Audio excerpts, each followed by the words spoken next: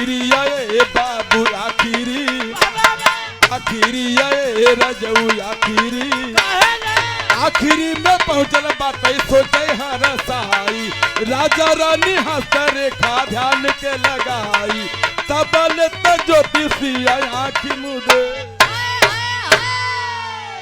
आखिरी जोशी पहुंचा राजा साहब का हाथ उठा के देखलस रानी का हाथ उठा के देखलस कुछ देर अपने आंख के मुदलस आंख खुलत राजा कहें का तो हो के ना मालूम हो गलत कि सुना हम कुल जाना थे कहीं का अगर चाहत हुआ एक ठे काम करे के होई कहीं का कहे तो है बेटा मिली पुत्र का प्राप्ति हो लेकिन एक ठे काम करबा कहीं का कहीं सोन नदी किनारे जा करके एक यज्ञ की रचना कराना जैसे यहाँ देखा तो भंडारा लोगल कहीं ऐसे यज्ञ की रचना करा दिया लेकिन यज्ञ 1.25 महीना चले के चाहे एक दिन खोड़ न हुई लेकिन जब हवन कैले के बाद तो है करे के का हुई मास्टर का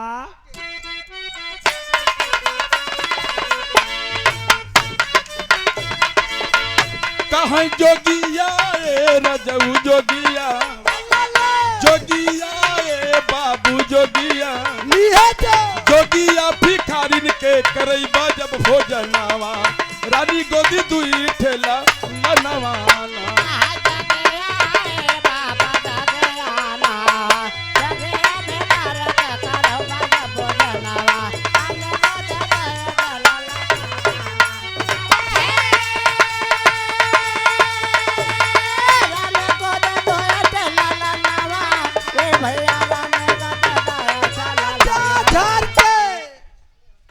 श्रेयस यादव छोटा मुन्ना शानदार 50 रुपए बच्ची के आशीर्वाद उनके माई बाबू के प्रणाम बा भैया को भी ढेर सारी शुभकामना है जोशी बदौलत के राजा साहब सोन नदी किनारे जाकर एक भव्य यज्ञ की रचना करना होगा 1.25 महीना यज्ञ चले के और हवन कैले के बाद रोज दान पुण्य करे कोनो ज्योतिष कोनो भिखारी कोनो पंडित मिले हैं भोजन करा के तबे तो है अन्न ग्रहण करे के हो राजा साहब ऐसे ही करे लगलन धीरे धीरे आखिरी दिन का बेला पड़ल आखिरी दिन का यज्ञ हो समय कम बाइले बतावत है आखिरी दिन का यज्ञ हो राजा साहब हवन कैले के बाद अपने हवन कुंड के पास में भोजन लेकर के बैठे रास्ते से न कोई जोगी गया न कोई भिखारी गया न कोई पंडित गया घड़ी सुबह से 10 बजा दिल 10 से 11 12 जो दोपहरिया का बेला घड़ी टाइट हो गई राजा साहब सोचे मैं शाम ढल जाई तो हमारी यज्ञ बेकार हो जाई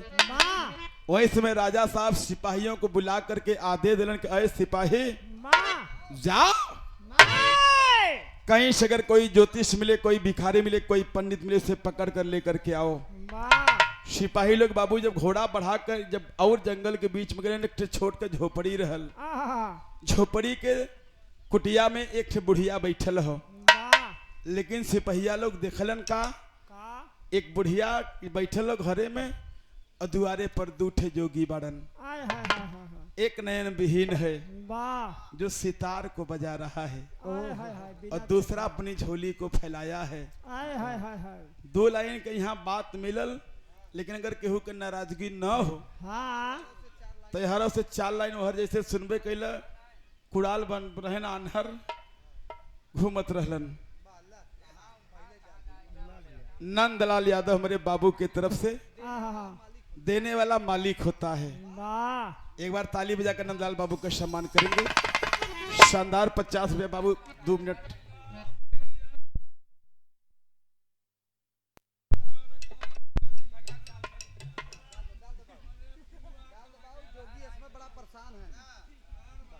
हर हर महादेव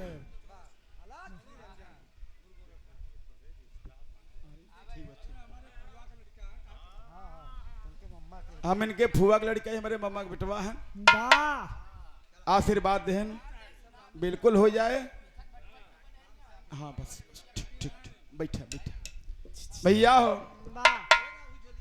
इनमें न रही रुका हम बनावत है ना फौजी भैया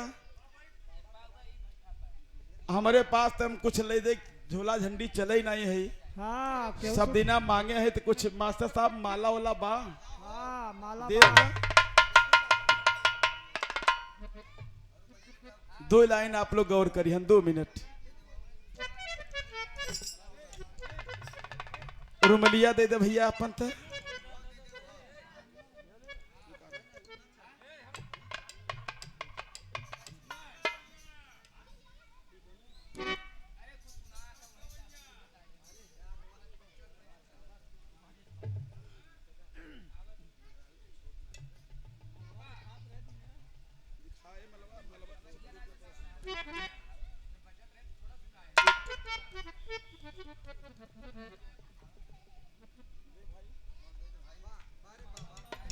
वाह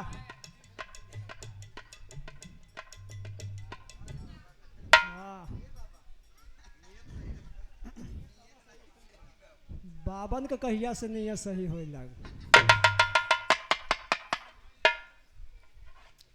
और कुछ लेबे बाबा?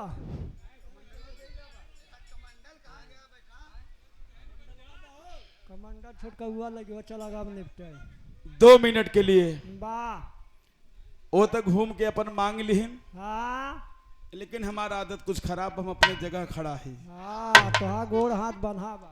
हमार गोड़ हाथ कुल बन्हावा, मैं नैन विहीन हूँ, हाँ मुझे कुछ नहीं दिखाई देता यार थी। हाँ, लेकिन एक चीज तो है दिखा तो बाबा। का बेटा? जाए तो ना बताओ। नैन विहीन जोगी है। हाय हाय हाय, जब जो सिपाही पहुंचलन तो देखलन, वाह। जेकरे पास जवन हो 2 रुपया 4 रुपया या 8 रुपया, हाँ ना पैसा हो सीधो पैसा लेके आ सकत है। जोगी हुई नैन विहीन और गावत हिया। का गावत हिया मास्टर?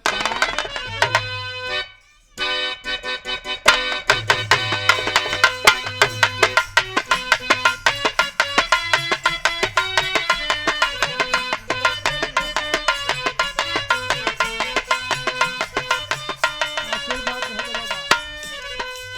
बाबू हो, जोगी नैन विहीन है और गा रहा है। आहा, क्या गा रहा है जरा सा क्या? लाइन पर गौर करेंगे। कैसे? कवने करनवा फरथरी बानी गईल जोगी आयरे बानी गईल जोगी आहो।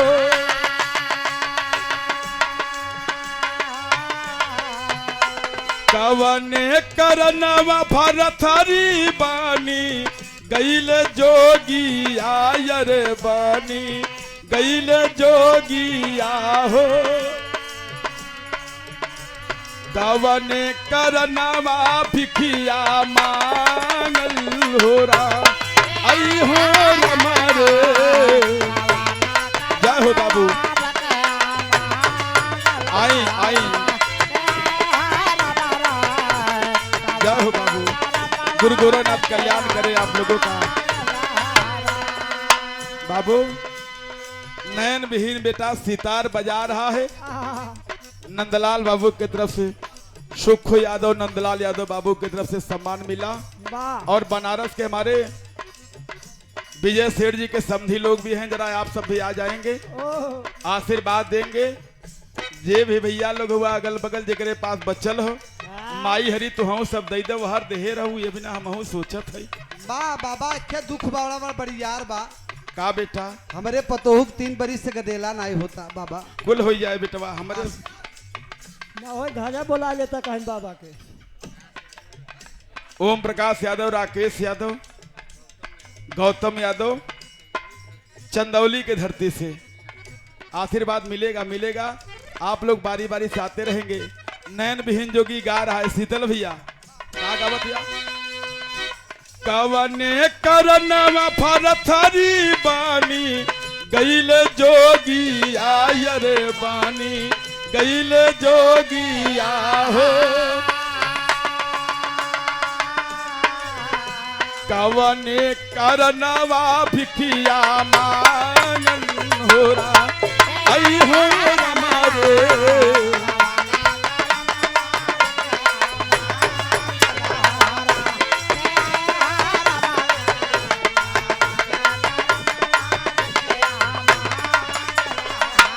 बाबू, नैन विहीन जोगी तो यही गा रहा है कि कवने करनवा भरथरी बन गईले जोगिया, कवने करनवा भिखिया मांगन हो राम। वाह। तो दूसर का जवन झोली हमारे मतिन फैलौले हो शीतल बाबू, जवाब देती है। का देती है मास्टर?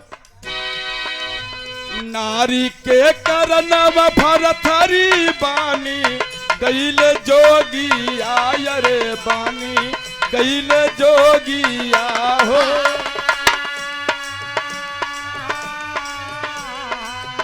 नारी के करनवा भरथरी बानी गईल जोगिया रे बानी गईल जोगिया हो। जय हो बाबू। पेट के करनवा भिखिया मांगन हो रहा आई हो हमारे।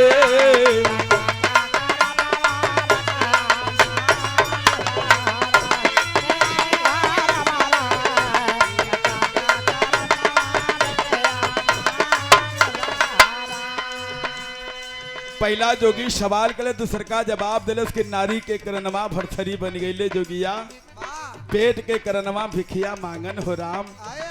तबले बाबू वो बुढ़िया मतारी जोन ढल बात सुन के रोवे न लगल। रोवत रोवत एक सवाल कह दिलस का कैल कवने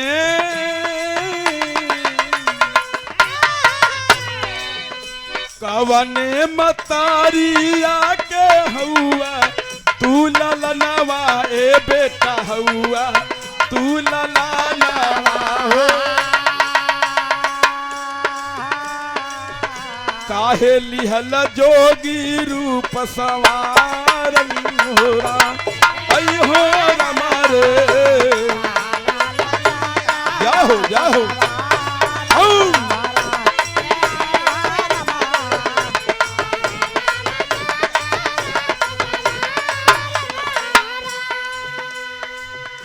कह दलस के आखिर कौने मतारी का बेटा हुआ काहे जोगी बन गईला। दोनों लड़का जब सुनन कलन ए माई हम सब ऐसन ऐसन खानदान का ना है हम हन जोगी बनली कैसे काहे बनली बतावतिया का कहलस। माई मार गईली बाबू बाना ले कसैया ए माई बाना ले कसैया हो। माई मार गईली बाबू बाना ले कसैया ए माई बाना ले कसैया हो। मैं फाती हलफ का मावई बिगाड़न हो रहा आई हो हमारे।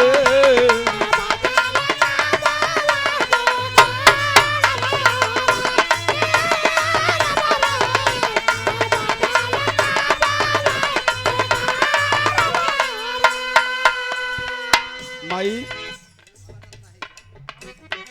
हमान का माई बचपन में मर गई बाबू हमार दूसर बियाह कैलन मैं भा महतारी आयल पूरे कमई बिगाड़ दिलस।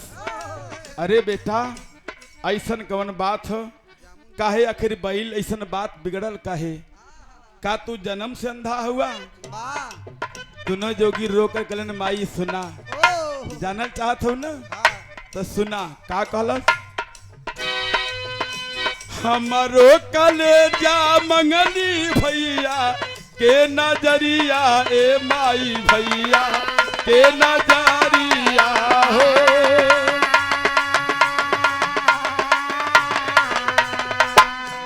हमारो कलेजा मंगली भैया के नजरिया ए माई भैया के नजरिया हो। रो में राम सिंह बिलखायन हो राम आई हो रमरे दिया।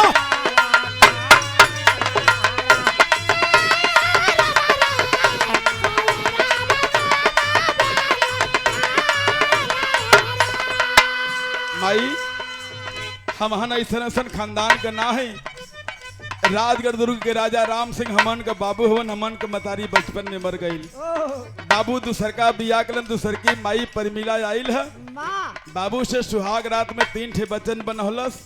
पहले में हमार कलेजा मंगलस दूसरे में हमारे भैया का दोनों आंख मंगलस बाबू हमार बचन से हारलन सब कुछ दे देलन। ओहो आय है बाबू जब इतनी बात सुनलन तो जोगी बाबा के दोनों सिपाही कलन का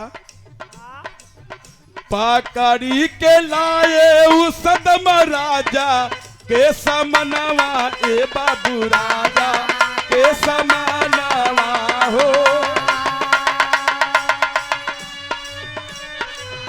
पकड़ी के लाए उस सदम राजा के समनवा ए बाबू राजा के समनवा हो। देखत त राजा घबरायन हो रम रे।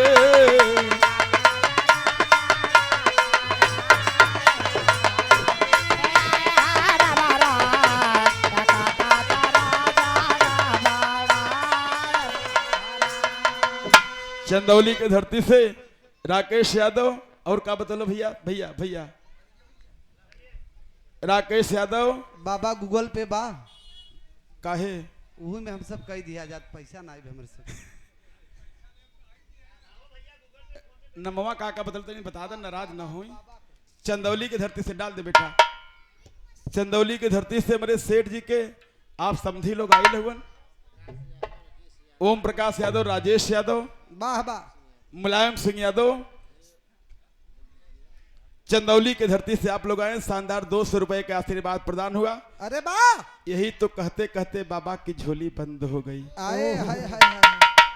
लेकिन सबका पुरस्कार मिला आशीर्वाद मिला ये मलकिन बिना मेहरारू को पैसा मिले हाँ आरती हाँ बाबा तू तो अंधा है कैसे देख गए। नहीं समझा थे सूंघा थे मेहरारू को सूंघ ले थे। अच्छा जब तक तू न देबू हमार झोली से खाले रहे न देबू का हम बकचोद रहे जो तो भैया बाबा देव खो दे देना हमार झोली बंद ही होता। आत्मा ही भटके। अगर तू न देबू तो हमारा आत्मा भटके। माता जी माता जी आओ माई तो ही दे दे सिक्का लइया है माई ध्यान दे बाबा ये असला प्रसाद है। असली पुरस्कार और प्रसाद यही है। इतना कहत बाबा के झोली बंद हो गई। हाँ एक ग्राहक और आवत हन बाबा तो हाल डाल दे बाबा। सूंघिला देखा कई रुपया है 50 ठे बा। यही कर बाबा के झोली बंद हो गई दादा। हाँ तदा बाबा झोलिया तो हाल हम सभे ले ली है। नहीं बेटा मुझे अपने ऊपर खुद ही भरोसा नहीं है। जा मरे लगबे तो है कि नहीं पढ़े बाबा। भैया हो इतना कहत बाबा की झोली बंद हो गई। सिपाही लोग पकड़ के राजा के सामने लेकिन राजा साहब जब देखें तो बाबू चकराई गए। तब वहीं से मैं राजा साहब पूछ रहे हमारे कजरी के आखिरी पॉइंट मास्टर आवा।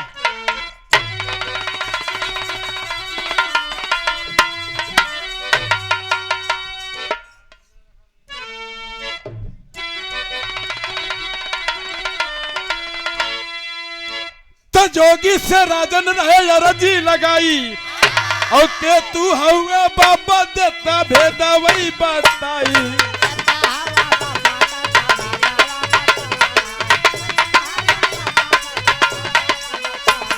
के तू हुआ ए रजऊ के तू हुआ ए बाबू के तू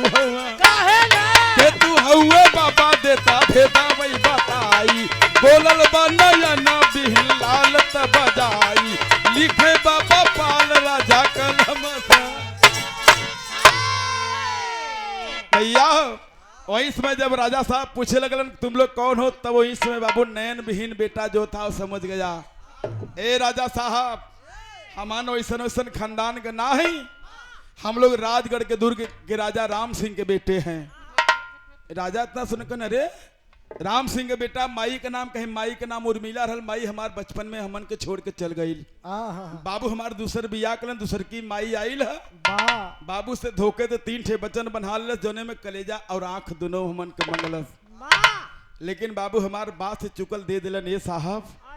इतनी बात जब दोनों राजा साहब सुनलन कलन अरे बेटा वो अभागा कोई दूसरा नहीं है वो मैं ही हूँ। कलन मैं ही हूँ मतलब कहना कि वो भागा बाप दूसरे के ना हम ही राजा राम सिंह है।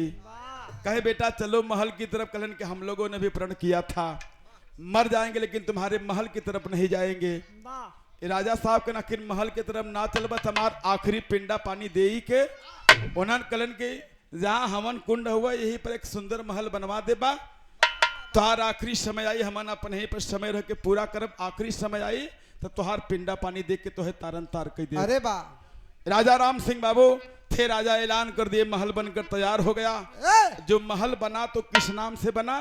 बा विजय के नाम से। अरे बा छोटा बेटा विजय था, विजय के नाम से महल बना और बड़का बेटवा का नाम बदल के जय से भरत रखलन। भरत का बियाह कैलन, दुल्हई आयल, दुल्हई से एक बिटिया पैदा भइल बा जोने के नाम चंद्रकांता।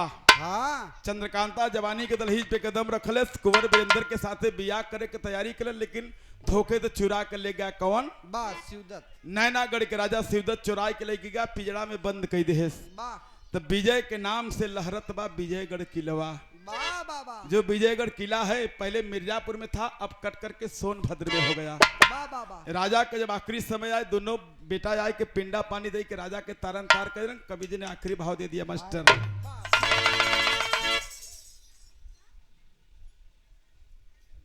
और ये देखें शंभू डीजे एवं रोड लाइट, किसी भी शुभ अवसर पर इनके यहाँ रामायण फ्लोर डीजे न भैया टावर डीजे रोड लाइट सब चीज ब्याहे में जवन जरूरत हो टावर लिखे ना भाई, देख ले हम गड़बड़ात नहीं बा। जौनो भी आवश्यकता पड़ी जिसके प्रोपराइटर साहब हमारे बड़का भैया नाम का हो राजा तोहार नहीं बा, शंभू डीजे रोड लाइट के प्रोपराइटर साहब भगवान सुरेरी बाजार शेरे जौनपुर। शानदार 100 रुपए का आशीर्वाद आपको प्रणाम करते हैं। आखिर राजा साहब को दोहर दास संस्कार हो गया, आखिरी पिंडा पानी हो गया। हर कहानी शेष आखिरी भाव कैसे मास्टर?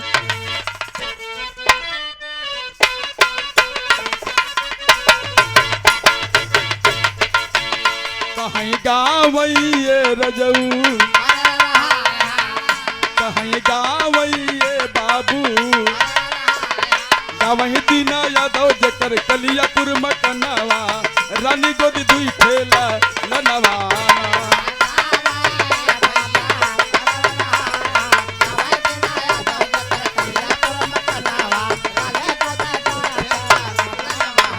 कहीं गावैये रजऊ, कहीं गावैये बाबू, गावही दीना यादव जकर कलियापुर मकनवा, रानी गोदी दुई ठेला लनवाना।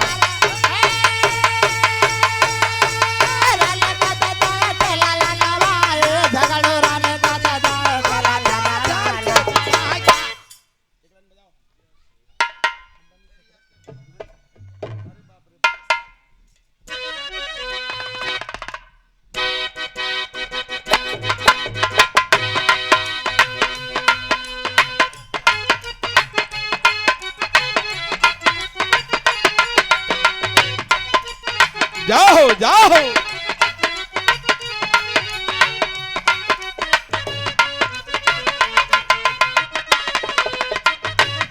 तू दो नैन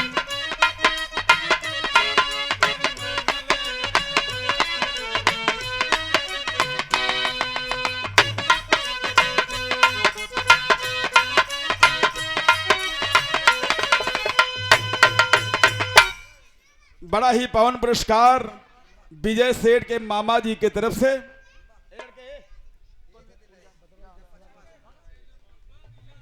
शानदार 100 रुपए का आशीर्वाद बहुत प्रणाम करते हैं। बा बा बा सब भैया को नमस्कार। बड़ा बढ़िया भाई सुनल हरते कि राजा हो तो हो कैसे बनाई, ये सब बड़ी पुरान चीज हो गई। एक लाइन पुरान हम बतावे चले थे, एक एक को गौबे न कर संजय भाई का गावे मास्टर।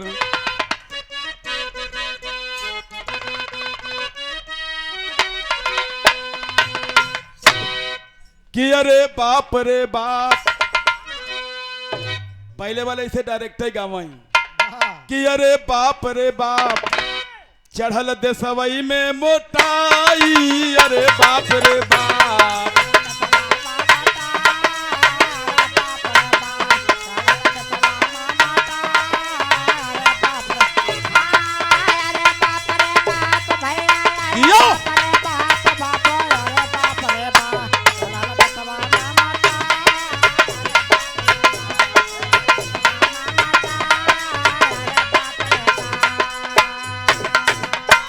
स्लाइडिंग वाले हमारे बड़े भैया चंद्रेश यादव जी की तरफ से शानदार 100 रुपया। एक के दादा अरे गाँव में चढ़ल देशवई में मोटाई, अरे बाप रे बाप कैसे। तेरी काट तेरे लिंग पहन के बनते हैं शौकीन।